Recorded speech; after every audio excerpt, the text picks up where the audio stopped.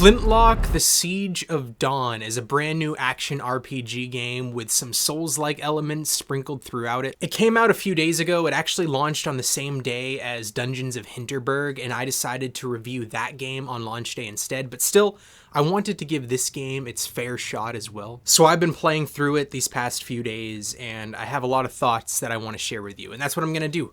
I'm going to review the game for you. I'm going to show you some raw gameplay, but before we do that, hit that subscribe button. I talk about video games all the time on this page. I do day one reviews very frequently, but I do other video game discussions as well. Also, before we jump into the review, I want to make it clear that this is a first impressions review. I do have a good chunk of the game finished already, but I have not seen those end credits roll. I have not seen everything this game has to offer. And all of the gameplay that you're seeing is from very early on. The first two areas, in fact, and I won't spoil any of the story either. But anyway, let's talk about Flintlock, The Siege of Dawn. So when I first loaded into Flintlock, I thought I was going to fall in love with it because the world that I was immediately introduced to seemed like something straight out of a wild fantasy-esque dream of mine. The game starts with a regime of soldiers with old school Flintlock firearms engaged in trench warfare, but they are outside of an imposing medieval-like giant gray castle, which directly appeals to me, by the way.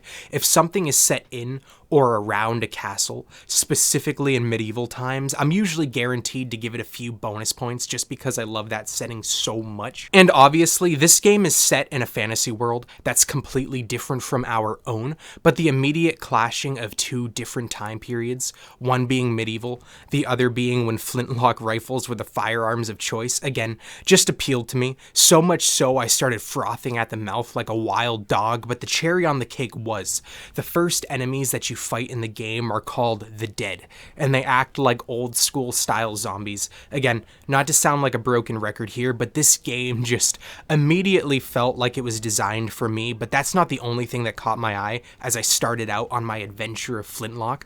I was also drawn to the graphical style.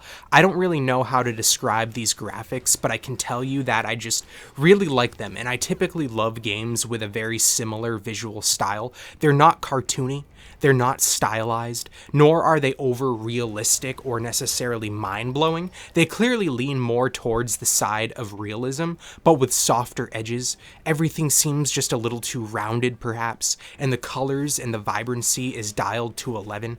Grass is a little too green, the sky is a little too blue, blood is a little too red, that sort of thing. And I just love when a game looks like that. Other games I can think of right now that fit into the same category, visually speaking, are games like Days Gone, Just Cause 3, the Avengers video game, and the Zombie Army games. It's a very common aesthetic look, but to me, when a game looks like that, it often tells me a game is just gonna be fun. It's not gonna take itself too seriously. It's just gonna be an easily digestible video game, like the type of shit we used to eat up and love in the PS3 and the Xbox 360 era. And at first, that's what this game feels like. The first couple waves of enemies that you fight, the first couple places that you explore, the tone of the game, it felt at first like a turn off your brain and just lose yourself style game, and I was so down for it. But then my playtime passed the 30-minute mark, and I noticed I was already starting to have significantly less fun. Then after an hour and a half, I realized I found myself wishing that I was playing pretty much anything else. Then after I hit the 4 to 5 hour mark, I thought to myself, why am I spending precious hours of my life playing this when there's so many other games that I could be playing? But anyway, I apologize if all of that sounded like a long-winded, ranty introduction to the game. Let me describe to you more specifically what exactly Flintlock is. It's a third-person action RPG with a lot of Souls-like elements to it, but it feels very different from Soulsborne games in terms of the tone and the spirit. I would tell you about the story and the world here, at least a little bit, but I can't because the story and the world, despite my immediate excitement, turned out to be super boring and just wicked generic. Even though I spent a good handful of hours in this game, game, I can't really tell you what the story is, what my goal is as a character. I can't tell you what the main character's name is. There's honestly not a single unique or original thing about the main character, the world that she's in, or the narrative. There's castles, there's gods, and there's conflict, and that's pretty much all I took away from it. Gameplay is alright, I guess. It's a Souls-like in a lot of ways, so combat is somewhat similar. You can lock onto enemies, you dodge their attacks, you hit them with your melee attacks. You have a Flintlock pistol that recharges ammo based on the amount of melee hits you successfully land. When you kill an enemy, you get reputation, and you use that reputation to upgrade your characters, new skills, new talents, or to just upgrade your gear. But when you die, you drop all of your reputation and you need to return to that location to pick it up, just like in Soulsborne games. There's also campfires that you rest at, and when you do, you get back your ammo and your health flasks, and some enemies also respawn, just like in Soulsborne games. And I must say, I think the only people that I can really genuinely recommend this game to are people who are really interested in Soulsborne games and really want to check them out but find them to be far too difficult, or people who are intimidated by their difficult nature and haven't tried them yet, because this game is far easier and far more forgiving than Soulsborne games, but it simultaneously has its fair share of challenges while also introducing you to a lot of the core Soulsborne gameplay mechanics. So I do believe this game can serve as a decent introduction to that genre, but just be warned,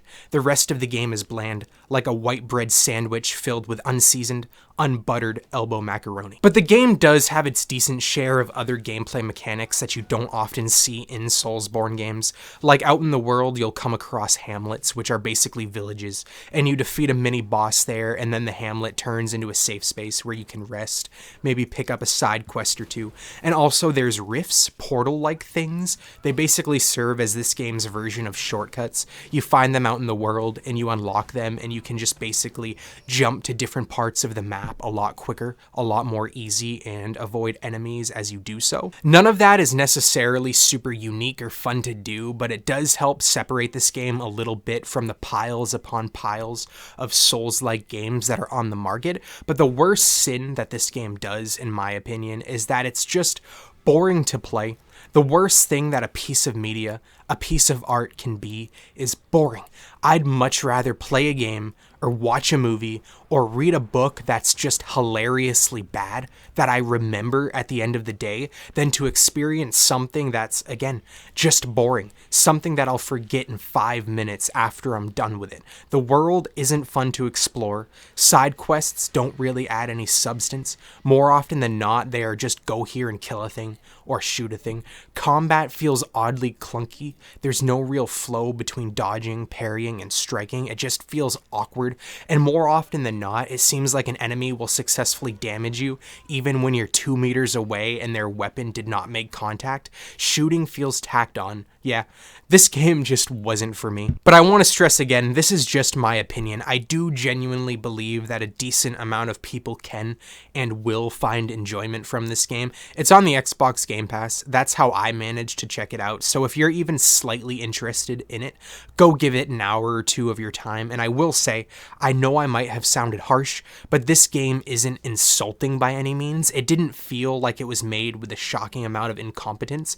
It's a perfectly playable game, with mechanics that technically work and with a story that's technically being told. But again, in my opinion, the story wasn't there. The gameplay failed to entertain me, and I just didn't feel like it was worth any more of my time. But again, this was a first impressions review. If you have played the game and you've played it longer than I have, let me know. Does it get better? Because if it gets significantly better, if the narrative gets significantly more interesting, I will power through and I will play more of it. But if you haven't played the game yet, let me know. Do you plan on checking it out, or are you going to ignore it completely? Either way, I look forward to hearing from you in the comments. Once again, consider subscribing if you haven't already, and thank you for watching, especially if you watched this far.